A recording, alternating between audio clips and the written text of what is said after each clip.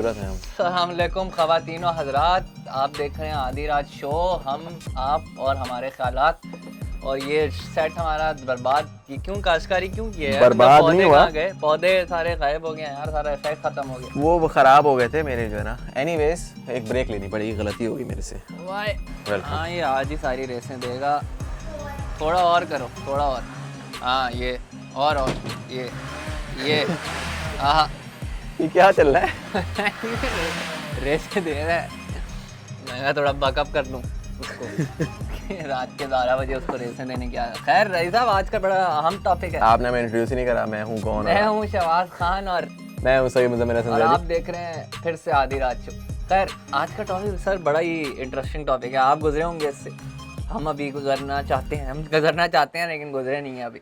आप गुजरना चाहते हैं? गुजरना चाहते हैं कौन सा वाला टॉपिक है? मुझे तो समझ नहीं नहीं मतलब गुजरना चाहते नहीं है, लेकिन उस पोजीशन में हम आना चाहते हैं कि हम डिसाइड करें कि ये करना चाहिए या नहीं करना। अच्छा, समझ गया। टॉपिक आज का ये है, एक डिबेट है आज का टॉपिक। डिबेट ये है जी कि एक तो यार ये क्या मसला है इसको। खैर टॉपिक ये है कि जहेज वर्सेस वेल सेटल। ठीक है, एक्सप्लेन तो मैं करता हूँ हमेशा की तरह। अब मसला ये है, हमारी सोसाइटी में दो इश्यूज आते हैं जब भी आप शादी करने जाते हैं। तो लड़कियों की तरफ हमेशा ये इशू होता है कि उनको एक सोसाइटल प्रेशर है उन सबके ऊपर कि उनको अगर वो अच्छा जहेज नहीं देंगे तो उनकी बेटी की इज्जत नहीं होगी जिस घर में वो जा रही। ऐसे ही माना जाता है। इस सोसाइटी की प्रेशर की वजह से इस सोसाइटी की प्रेशर की वजह से इस सोसाइटी के प्रेशर की वजह से। लेकिन इस शो में मैं नए वर्ड्स भी बनाता हूँ, लास्ट में जेन्युइनिटी ये भी है, होता है। खैर इस सोसाइटी के प्रेशर की वजह से अब वो लोग, बहुत से ऐसे लोग हैं जिनको मैं जानता हूँ जो कर्जे लेकर अपनी जमीनें बेचकर अपनी बच्चियों की जहेज पूरा करते हैं। इसी के ऊपर एक बड़ी कैंपेन भी चली लास्ट ईयर के जी जहेज खोरी बंद करो, जिसके ऊपर फिर एक ऑल्टरनेट कॉन्वर्सेशन भी उठी। वो क्या थी? वो ये थी कि लोगों ने कहा कि जी चले जहेज तो नहीं मांगते, लेकिन फिर जो वेल सेटल लड़का 3 लाख रुपए सैलरी, गाड़ी। अब दूसरे उस पे flip side of the coin ये है कि दूसरी साइड पे आप ये एक्सपेक्ट करते हैं कि फॉर एग्जांपल 25-26 साल का कोई लड़का है, 27 साल का लड़का है, उससे आप एक्सपेक्ट करते हैं कि वो इतना फाइनेंशियली स्टेबल हो, उसके 2 लाख की नौकरी हो, उसका अपना घर हो, उसके बाद गाड़ी हो, उसके बाद ये सब हो।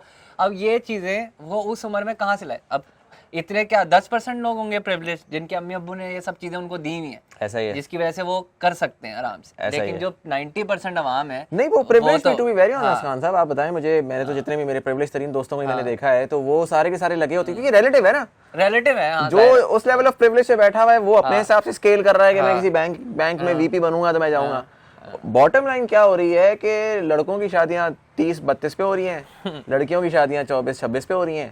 और एक फ्रस्ट्रेटेड कॉम है जो हमें नजर आ रही है। अब वो जाहिर है 20 से 30 साल का जो टाइम है लड़के की उम्र का, वो सारा फ्रस्ट्रेशन में गुजरता है कि उसकी शादी वो करना भी चाहता है, नहीं कर सकता, किसी से वो प्यार करते हैं, बहुत से लड़के हजरात होते हैं वो कर नहीं पाते।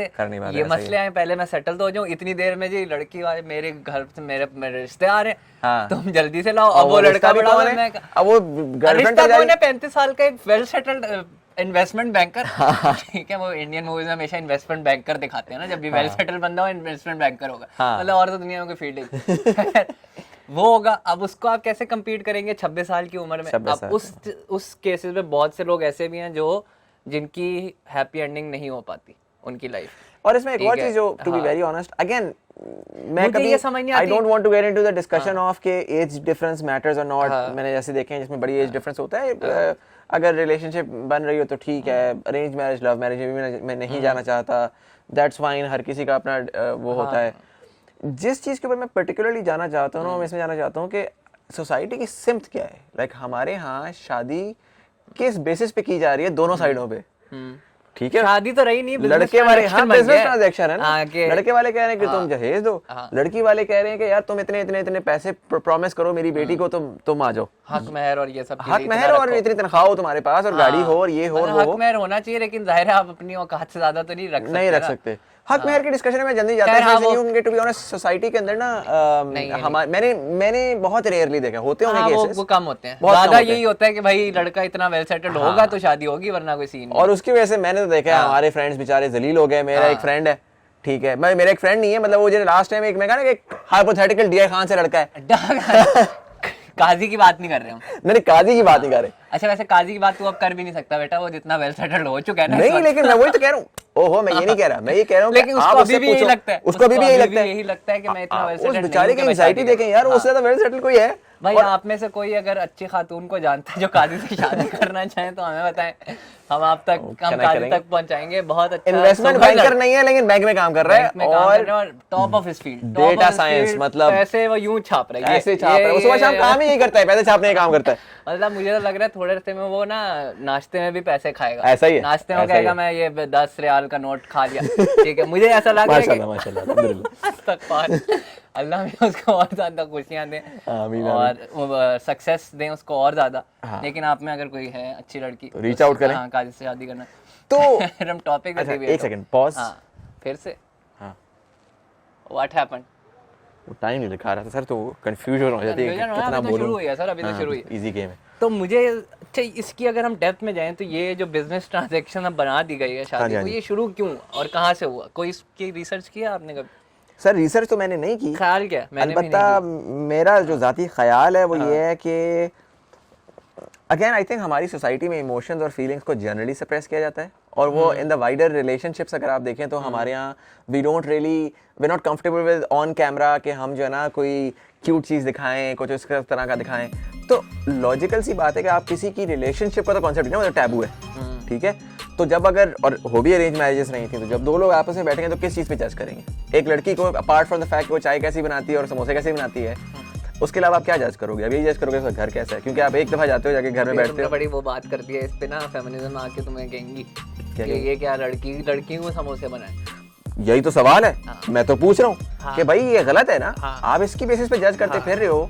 देखिए साफ सी बात है, और मैं आपको बताऊं ये बड़ा इंटरेस्टिंग है, हमारे यहाँ बड़ा ये कॉन्वर्जेशन होती है कि लड़के सारे पागल हैं। मेरे जितने दोस्त यार हैं आपको इस बात का पता है, हमें जब किसी ने पूछा कि यार आपको किस किस्म की लड़की चाहिए, आई हैव नेवर, ये डिमांड सुनने में आई है कि पढ़ी लिखी लड़की हो और केमिस्ट्री अच्छी हो हमारी, और केमिस्ट्री अच्छी हो, और इस तरह की चीजें आई हैं, मतलब सुपरफिशियल चीजें। नेवर हर्ड ऑफ के यार खूबसूरत हो तो इस तरह की शक्ल हो, खूबसूरत हो। अब यही बात है ना, हम सिर्फ अपने सर्कल की बेसिस पे जनरलाइज नहीं कर, बहुत से लोग इस तरह की डिमांड करते हैं। I'm not generalizing, all I'm saying is there are good guys as well, you know, let's not put a brush and say ये है कि पॉजिटिव्स को भी आगे and again ये चीज जो है ना, जब जहेज और वेल सेटल के अंदर मेरा ज़ाती ख्याल ये कि ये जेंडर बेस्ड है ही नहीं, क्योंकि ये यंग लोग नहीं कर रहे हैं, ये सोसाइटी का प्रेशर, ये बड़ों का प्रेशर है, ठीक है, कि वो पेरेंट्स कह रहे हैं कि यार नहीं वो जो है ना लड़की वाले इतना दें, तो पेरेंट्स कह रहे हैं कि नहीं वो लड़का ऐसा होना चाहिए तो हम करेंगे। मजेदार बात ये चाहिए, मैंने ना एक आजमूदा वो नुस्खा अपनाया था। अच्छा, क्योंकि जब हमारा निकाह हुआ था तो I was in what third year of college, और थर्ड ईयर शुरू होने वाला था और हमने वाज स्टडीइंग एज वेल, और मैं तो फंटरा सा बोंगा सा वो था, तो कुछ सिस्टम तो नहीं था, जीपीए भी अच्छा नहीं था वो तिले, खैर वो पूछूंगा मैं कि कैसे। तो मेरा मुझे उससे थोड़ी एंजाइटी हुई ना, मैंने कहा चलो घर वालों ने कर तो दी है बट क्या सीन है, तो मैं फिर अपने पेरेंट्स के पास गया, मैंने जाकर उनसे पूछा, मैंने कहा अच्छा आप लोगों की शादी हुई थी, कैसा सिस्टम था? अच्छा होता क्या है कि हमारे जब हम लड़के को जज करते हैं तो हम हमेशा, लड़कियां भी क्योंकि उनको सोसाइटी ने बताया होता है, वो लड़के को अपने बाप से कंपेयर करी होती है बैठी हुई, हाँ, जो वो 30 साल 40 साल में बनाया, हाँ, जो 30 इयर्स के करियर के बाद जहाँ पे वो पहुंचे, वो नया लड़का कैसे कर सकता है? वो जाहिर है गलत एक्सपेक्टेशन है। और जनरली इसका फ्लिप साइड ये है, not pertaining to this conversation, but लड़के जब अपनी बीवियां आती हैं उनकी, तो वो एक्सपेक्ट करते हैं कि वो हमारी माँ की तरह पूरा का पूरा घर हैंडल करेंगे। क्यों करें? 30 साल की एक्सपीरियंस के बाद वो कैसे करेगी यार, उसको क्यों, अभी वो नहीं आई है, ये गलत एक्सपेक्टेशन है। तो आई पर्सनली फील लाइक के, पता नहीं मैं क्या पॉइंट बना रहा था, फील लाइक ये आप कर रहे हैं कि ये दोनों चीजें हैं तो गलत, हाँ ठीक है। अब मसला ये, इसको मेरा पता है क्या, मुझे क्या लगता है क्यों है ऐसा, हम लोग, सॉरी मेरा पॉइंट आ गया, हाँ सॉरी मैं अपना पॉइंट मुझे याद रहेगा। पॉइंट मेरा ये था, अपने वालिदैन से पूछें जब उनकी शादी हुई थी उनके घर में क्या था, और उन्होंने कैसे बिल्ड किया, और आप हर घर की कहानी सुनेंगे, खासकर जो 90s बॉर्न है ना, उनके पेरेंट्स जनरली मिडिल क्लास है हमारी, हाँ, आप उनके पेरेंट्स के बारे में पूछेंगे जो कि बड़े अच्छे कंफर्टेबल रहे, यू नो, डिफरेंट इदारों में गए, राइज किया, उनकी आप स्टार्ट की कहानियां सुनेंगे, छोटे छोटे घर, मिट्टी के बर्तन, छोटे बेसिक बिस्तर, और आहिस्ता आहिस्ता उन्होंने ग्रो करके अपने आप को बनाया। बिल्कुल। आज की तुम लोग कितने बहन भाई सोते थे कमरे में? हम लोग 5-4 बहन भाई और अम्मी अबू एक कमरे में सोते थे। तो यही हम सब की यही स्टोरी है तो वहां से शुरू हुआ था काम, और आज अब कंफर्टेबल लिविंग तुम्हारे अब्बू ने दी बनाई, एग्जैक्टली बनाई 30 साल में बनाई। तो आइडियली लड़का अगर आपने देखना है तो look for someone who is passionate, who has the vision to create something rather than someone who already created, who wants to do big things in life. ये चीजें, गोल्स, एम्बिशंस, ये चीजें देखिए। मेरा ख्याल पता है क्या है, दोनों तरीके, जहेज का भी कॉन्सेप्ट क्यों है और वेल सेटल का भी कॉन्सेप्ट, वो इसलिए है कि हम लोगों ने ना ये यकीन हमारी सोसाइटी से मुझे लगता है खत्म हो चुका है कि जो रिस्क है ना वो अल्लाह ने देना है, ये यकीन नहीं है किसी का। सही बात ठीक है, हर बंदे का यही यकीन है कि यार वो बंदा मुझे कुछ करवा सकता है, मेरी वहाँ जॉब करवा सकता है, मुझे उसमें फायदा दे सकता है, मैं उसके साथ काम करूंगा तो ये हो जाएगा, या मैं उस कंपनी में काम बोलते सारे यही हैं, बोलते सारे यही हैं कि जी खुदा ने रिस्क देना है, लेकिन यकीन लेकिन एक्चुअल प्रैक्टिकलिटी के अंदर कोई नहीं नजर आता आपको। अब जब वो यकीन नहीं होगा तो फिर आप इस तरह की चीजें ढूंढेंगे। बिल्कुल ठीक है कि भाई हमें वेल सेटल्ड बंदा चाहिए, या हमें इतने घर की बेटी चाहिए जो इतना जहेज लाए, और ये मतलब मुझे तो ये बड़ी एक गंभीर सिचुएशन है। और इसके ऊपर बड़े हाथ भी होते हैं लोगों के साथ, क्योंकि वो फिर गलत चीजों पे कर लेते हैं, फिर वो लड़के अजीब निकलाएं, लड़कियां अजीब निकलाएं, वो शादी वो करना भी नहीं चाह रहे होते, हो जाती है, फिर ना वो उन दोनों की आपस में बन रही है, लड़का कहीं और फिर रहा है। पता ही है क्या होता है, आप देखते ही होंगे कॉर्पोरेट में और क्या क्या हो रहा है कर दिया, बट नहीं मतलब कॉर्पोरेट से मुराद है दुनिया में। जाहिर है हमारी दुनिया वो है, तो इसका मतलब ये नहीं कि वही होता है। तो हम कॉलर लेते हैं, कॉलर ले। हाँ, इस शो में हम कॉलर लेते हैं। आज का कॉलर है रेलेवेंट कॉलर, देखे मैं लेता हूँ हमेशा, ये बात है। अब आज का रेलेवेंट कॉलर कौन है, वो एक ही मुझे तो समझ आती है, आपकी होने वाली नहीं आप उनको लेना कॉल पे, तब पता लगे सही तासुरात तो तब निकलेंगे जब सिस्टम हो चुका होता है, तब तो सब पॉलिटिकली करेक्ट हो जाते हैं, ताकि वो उनके घर वाले देखें और उन सबको पता चले कि ये हो रहा है, ये चल रहा है। ये चाहते हो तुम, है शुरू होने से पहले खत्म हो जाएगा, टाइम आएगा, अपना टाइम आएगा, उस वक्त करेंगे। अभी आपकी वाइफ से हम चले, हम ना भाभी, अल्लाह करे कि इज्जत रख लें हमारी थोड़ी सी, उनसे पूछते हैं कि क्या उनके तासुरात हैं इस बारे में, फिर वो कॉल उठा लें। वो उठा। हेलो, अस्सलाम वालेकुम। वालेकुम सलाम। हम ना, आपके क्या हाल हैं? मैं ठीक हूँ, आप कैसे हैं? मैं बिल्कुल ठीक ठाक। हम आपको आधी रात शो से कॉल कर रहे हैं, और मेरे साथ आपके हस्बैंड जैदी साहब मौजूद हैं, और हम एक डिस्कशन कर रहे थे। अस्सलाम वालेकुम, हमने कैसी हैं, welcome to the show. Thank you जी। अच्छा, खैर, हम एक डिस्कशन कर रहे हैं, तो हमने कहा आपके ख्यालात ने, तो अब मेरा कुछ सवाल, मैं आपसे सवाल पूछता हूँ, फिर ख्यालात की तरफ जाते हैं। पहला सवाल है कि मुजम्मिल ने आपसे कितना जहेज मांगा था? मैं जहेज में कुछ भी नहीं लाई थी, मुझसे कोई जहेज नहीं मांगा गया, ना मुजम्मिल से, ना उनकी फैमिली से, और आपने उन्होंने कुछ नहीं मांगा। और आपने एक 2.1 जीपीए वाले लड़के को एक्सेप्ट कैसे कर लिया थर्ड ईयर ऑफ यूनिवर्सिटी में? आपने नहीं सोचा कि यार कोई वेल सेटल बंदा होना चाहिए, वरना कम से कम किसी का फ्यूचर तो होना। 2.1 वाला क्या करेगा? 2.1 का क्या हो, आपने ये नहीं सोचा? बस इंसान को देखा मेरी फैमिली ने कि इंसान अच्छा होना चाहिए, उसमें पोटेंशियल होना चाहिए, बस that's important. So as a human being, he's nice. As somebody who has a lot of potential, he's intelligent, he's smart. बिल्कुल। बाकी चीजें तो फिर मतलब ये चीजें देखनी चाहिए, देते हैं ना, बिल्कुल। इन्होंने कनेक्ट कर दिया वो सिस्टम लेवल। कमाल, आपने बात की। तो मतलब हम यही आज का बेसिकली टॉपिक यही था कि जहेज वर्सेस वेल सेटल्ड की जो अक्सर हमें बातें सुनने को मिलती हैं कि लोग जहेज मांगते हैं या लोग वेल सेटल्ड लड़के मांगते हैं, तो अब वही है कि इसका फिर सोल्यूशन क्या है, इस चीज का सोल्यूशन क्या है, किस तरह हम सोल्यूशन की तरफ जाएं? सोल्यूशन की तरफ, ये तो बड़ा बहुत मुश्किल सवाल कर दिया, बहुत, हमें भी नहीं क्योंकि पता ना, हमने कहा शायद आपको बताओ।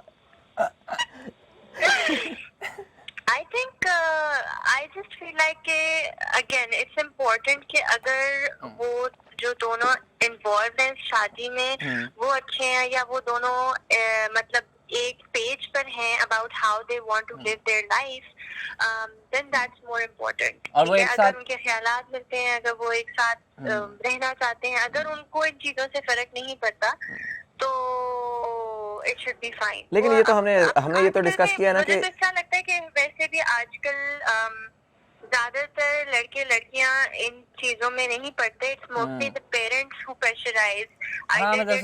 मेरा सवाल यही आ रहा है कि अब अगर पेरेंट्स कर रहे हैं ऐसा, तो आप क्या ऐसा एडवाइस दे सकती हैं हमारे व्यूअर्स को कि वो अपने पेरेंट्स को कन्विंस कर सकें, या उससे, या आप लोगों ने कैसे किया? हाँ, हमारे तो खैर सच्ची बात है, पेरेंट्स ने खुद ही से ही हाँ ये भी हमें लड़ना नहीं पड़ा, इजी हो गया, हाँ इजी हो easy गया। हो गया। तो जिनका है उनका आप बताएं क्या आपके ख्याल में? आई जस्ट थिंक कम्युनिकेशन बहुत इम्पोर्टेंट है, और मतलब बच्चों को चाहिए कि वो अपने पेरेंट्स से बात करें, उन्हें एक्सप्लेन करें कि at the end of the day risk जो है वो अल्लाह ने देना है, it doesn't matter. And it's funny क्योंकि आप ये चीज़ अपने पेरेंट्स से पढ़ते हुए बड़े होते हुए सुनते हो, but when it comes to these things which is understandable, they want to see their children happy and well settled, तो वो इस तरह की बातें करते हैं। But I know for a fact, मेरी अपनी बहुत सारी इस तरह की फ्रेंड्स रह चुकी हैं जिनके पेरेंट्स ने उनको बहुत प्रेशराइज किया into marrying very well settled boys, लेकिन वो भी उनके साथ भी यही हुआ कि उन्होंने ऐसे ऐसे फिर रिश्ते देखे वेल सेटल्ड में कि एट द एंड उनको ये बात रियलाइज हुई कि the person, his personality, his nature, that's what truly matters, right? बिल्कुल तो बिल्कुल। थोड़ी सी फाइट है, थोड़ा सा ये है कि पेरेंट्स होते हैं, but they're not always right. And you have to talk to them.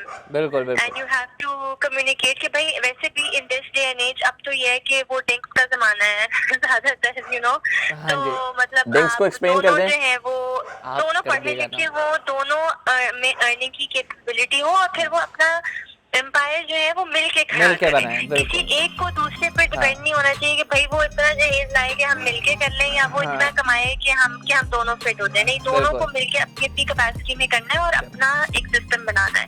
Nobody should have to rely on the other to settle both of them. It has to be both of them working towards it together as a team. किसी एक पे burden हो रहा है, that's not fair.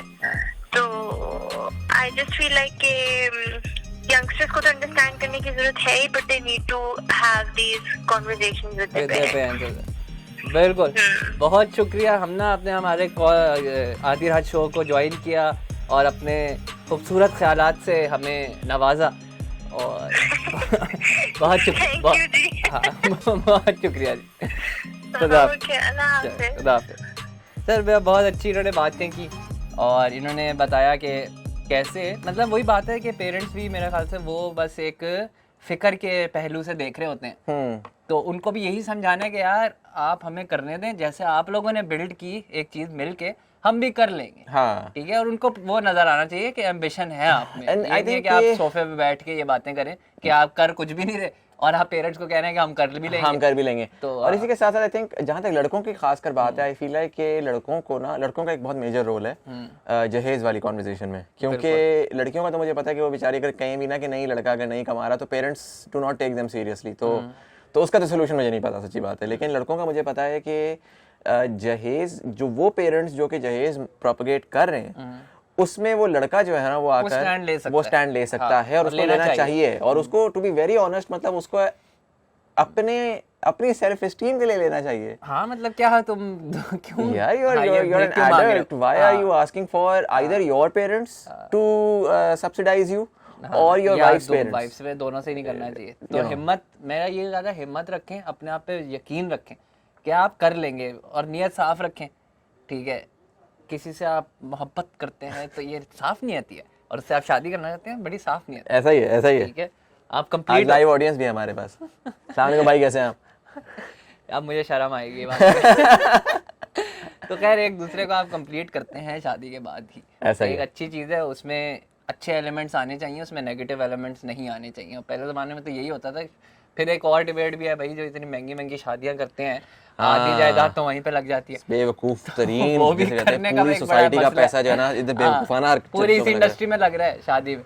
ठीक है, जितने की शादियां हो रही है ना सर आजकल, उतने में तो आपका बच्चा जो है वो बाहर की एजुकेशन ले लेता है, यूके की जगह आराम से ले सकते हैं, और वो उसको कहां से कहां लेकर जा सकते हैं। लेकिन नहीं, हमने खर्च करना है बड़ी शादियों में, और वो हम दिखाएंगे लोगों को, और उससे फायदा क्या हो। सोचता हूं, यही तो बात है ना, हमारे यहाँ लोग किस तरह पैसे जोड़ के लम्स की एजुकेशन को कहते हैं महंगी एजुकेशन है, और इस पे एक दिन पे और उसे एक दिन के ऊपर लगाएंगे। मतलब लम्स की एजुकेशन कहते हैं यार देखो जरा कैसे चूस रहे हैं, पैसे जाया कर रहे हैं, खा रहे हैं, आ जाएंगे यार। ये से वैसे सोसाइटी आपको सिम्त नजर आती है कि हमारी प्रायोरिटीज क्या है और हमारी सोच क्या है। इतने में लोगों को जानता हूँ who have screamed about कि फास्ट यूनिवर्सिटी कितनी कोई फीस थी, 10-12 लाख रुपए बनती है टोटल।